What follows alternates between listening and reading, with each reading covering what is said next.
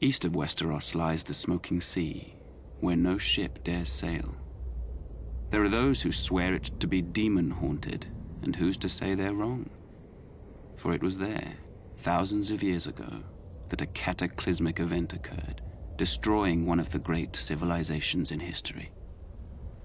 The precise details of their origins are lost to us, but it is said the Valyrians were once a modest community of shepherds, tending their flocks on a small peninsula of the great eastern continent.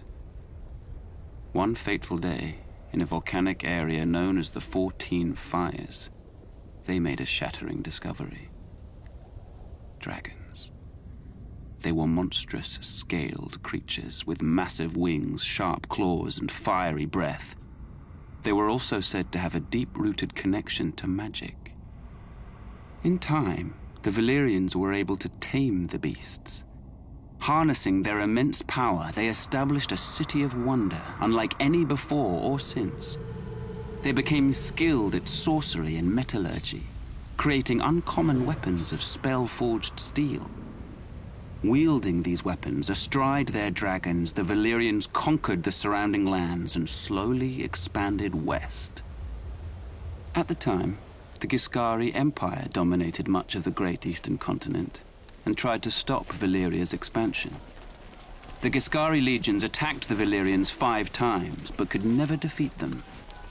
Finally, the Valyrians marched on their capital, Old Gis, and obliterated it, turning its streets and buildings to ash with dragon flame, and wiping the Giscari people and their culture off the face of the earth. The freehold of Valyria, as it came to be known, became the most advanced civilization in the known world, with its own language, gods, and culture. The Valyrians' reach extended far and wide, covering most of the continent.